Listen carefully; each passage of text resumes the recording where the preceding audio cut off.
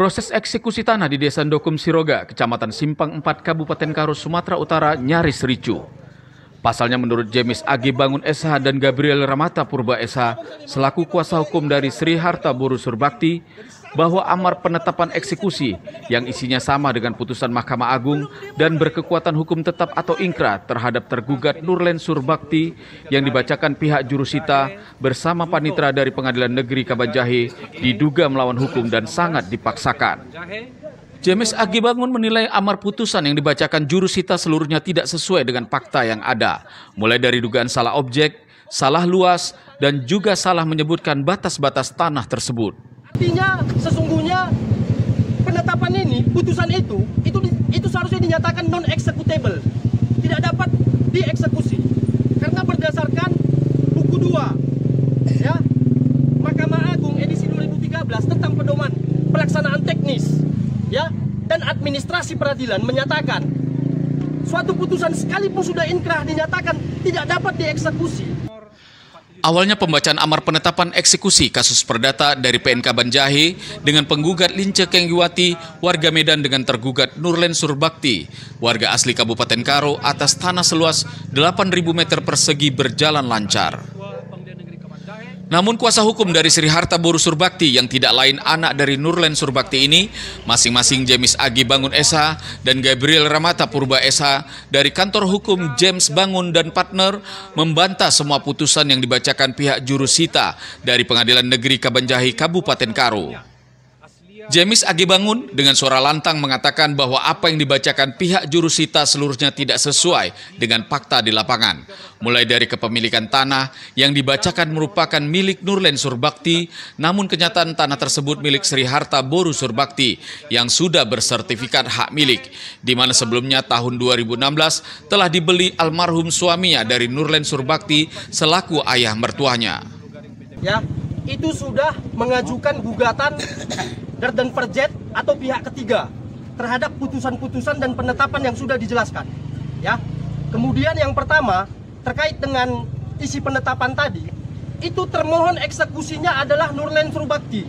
Sementara berdasarkan sertifikat hak milik nomor 3 tahun 1997, itu sejak tahun 2016 tanah ini dan suratnya sudah beralih ke atas nama Sri Harta Boru Surbakti.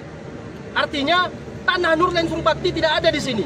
Pertama, kemudian yang kedua terkait dengan luas objek yang dibacakan di dalam penetapan itu 8.000 meter persegi, sangat-sangat berbeda. Sementara berdasarkan sertifikat hak milik klien kami itu luasnya hanya berdasarkan 5.000, faktualnya 5.000 meter persegi. Begitu juga dengan batas-batasnya, ya. Batas-batas berdasarkan sertifikat hak milik ini dan faktual di lapangan itu sangat berbeda dengan yang terdapat pada putusan. Bahkan kuasa hukum dari Sri Harta Boru Surbakti ini sempat bersitegang dengan panitera PN Kabanjahe Aristo Prima di saat pihak jurusita diperintahkan untuk melakukan eksekusi paksa setelah pembacaan amar penetapan eksekusi. Perkara perdata. Bapak melaksanakan putusan berdasarkan yang telah berkuatan. Ini itu aja. Dengar dulu. Lanjut, saya dulu, ya kan? Kami melaksanakan di sini. Masalah materi di perkara persidangan kami tidak tahu. Sesuai dengan objek di PS itu yang kami laksanakan. Kita sama-sama penegak hukum, Bapak. Nggak bisa. Kalian melaksanakan sebuah perintah yang katanya berdasarkan hukum, tapi melawan hukum. Kita ikuti. Jangan. Kami melaksanakan berdasarkan perintah. Jangan kamu. Hukum bagaimana? Silakan upaya keberatan. PN Kabanjahe yang sudah menurunkan puluhan personil kepolisian dari Polres Karo dan Polsek Simpang 4 untuk pengamanan sepertinya mengabaikan apa yang disampaikan kuasa hukum dari Sri Harta Boru Surbakti dan tetap memaksa untuk mengeksekusi lahan tersebut. Bahkan sempat terjadi keributan di mana pihak kuasa hukum dari Sri Harta Boru Surbakti meminta pihak PN Kabanjahe menunjukkan surat perintah eksekutor yang diturunkan. Sebab di lokasi eksekusi terlihat jelas PN Kabanjahe menurunkan pihak masyarakat sipil yang diperbantukan. Namun panitera PN Kabanjahe Aristo tidak dapat menunjukkan nama-nama masyarakat sipil selaku eksekutor tanah tersebut. Sehingga James Agi Bangun menduga kuat eksekusi ini melawan hukum dan sangat dipaksakan. Surat eksekusinya izin pihak pengadilan. Pak, Bapak polisi. Bapak polisi. Tolong Pak dihentikan. Ini surat eksekusinya. Surat mana? Eksekutornya di mana? Dia sebagai eksekutor di mana? Siapa yang mengeksekutor ini? Mana eksekutornya? Enggak, ini siapa yang mengeksekutor? Bukan Bapak, eksekutor. Eksekutornya. Iya, mana suratnya? Harus ada penetapan eksekutor. Bukan sembarangan mengeksekutor. Tolong Bapak polisi diamankan. Ini bukan eksekutor. Ya? Ini bukan eksekutor. Ini dari pihak orang Bapak atau dari mana? Ya, ini dari pengadilan. Suratnya ada, Pak? Enggak, itu udah ada surat penetapan. Enggak, bukan penetapan. Masalahnya untuk Apanya? Pemerintah itu tetap mengosongkan. Namanya pengosongan. Oh, berarti Upaya paksa di situ sudah ada amarnya. Ya, dikosongkan di situ. Betul. Di amarnya itu. Itu aja yang kita laksanakan. Apakah dari pihak pengadilan yang mengeksekusi jurusita Iya, atau tetap warga? dari panitra sama jurusita. Tadi udah dibacakan. berarti ini mengerahkan masyarakat. Iya, gitu ya. Ini tenaga kerjanya. Masyarakat sipil yang diturunkan PNK Banjahe untuk melakukan eksekusi terlihat jelas dengan arogannya merubuhkan gubuk, merusak sayur wortel yang belum layak dipanen. Aksi brutal dari masyarakat sipil suruhan PNK Banjahe ini sempat dilawan oleh pihak keluarga dari Sri Harta Boru Surbakti dan sempat saling dorong dengan salah seorang masyarakat sipil tersebut. Dan akhirnya masyarakat sipil yang arogan itu diamankan pihak kepolisian agar tidak terjadi kericuhan.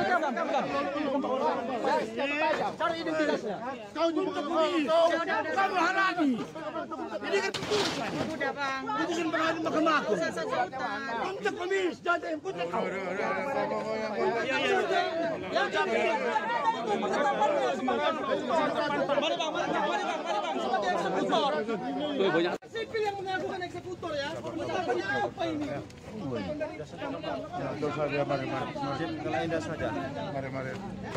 Melihat gubuk di lokasi tanah kebunnya sudah dirubuhkan dan sayuran wortel miliknya juga sudah dirusak, Sri Harta Boru Surbakti bersama kuasa hukumnya akan terus melawan melalui proses hukum.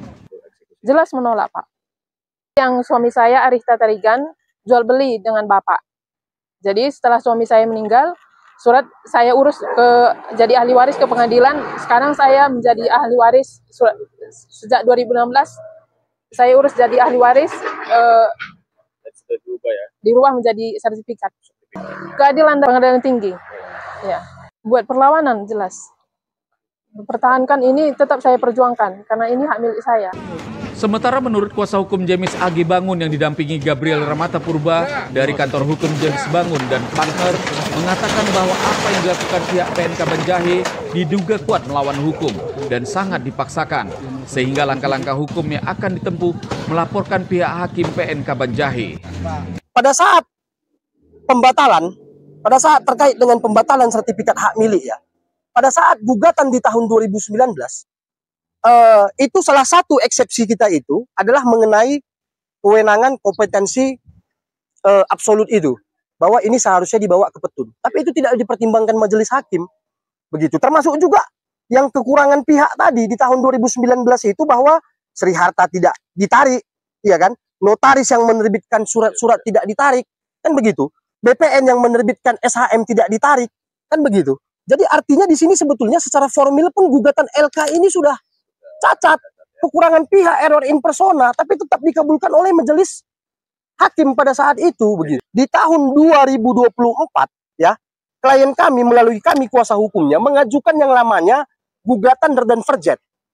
Gugatan perlawanan dari pihak ketiga. Artinya klien kami sebagai pemilik tanah ini keberatan atas putusan-putusan itu karena dia tidak dilibatkan dan objek yang tertera pada putusan itu berbeda dengan objek yang milik klien kami begitu. Jadi setelah kami mengajukan gugatan perlawanan itu, kami mampu pada saat itu membuktikan pertama bahwa ternyata si MS tadi ya melakukan tanda tangan itu di hadapan notaris.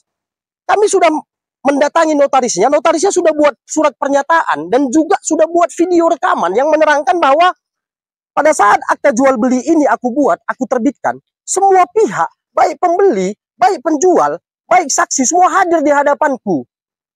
Notaris sudah buat surat pernyataan dan rekaman video. Begitu juga dengan Kepala Desa Ndokum Siroga pada saat itu, Sudirman Ginting. Dia juga menerangkan bahwa saya sebagai saksi juga di tahun 97 di akta jual beli itu, saya melihat hadir semua para pihak terkait dengan akta hibah dari si LK tadi. Kami juga sudah mensurati camat, Kecamatan Simpang 4.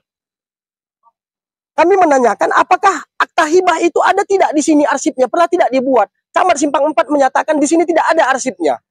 Akta hibah tahun 84 itu tidak pernah ada di sini. Nah, tapi pada faktanya terhadap gugatan perlawanan kami juga ditolak seluruhnya oleh Majelis Hakim Pengadilan Negeri Kabanjahe.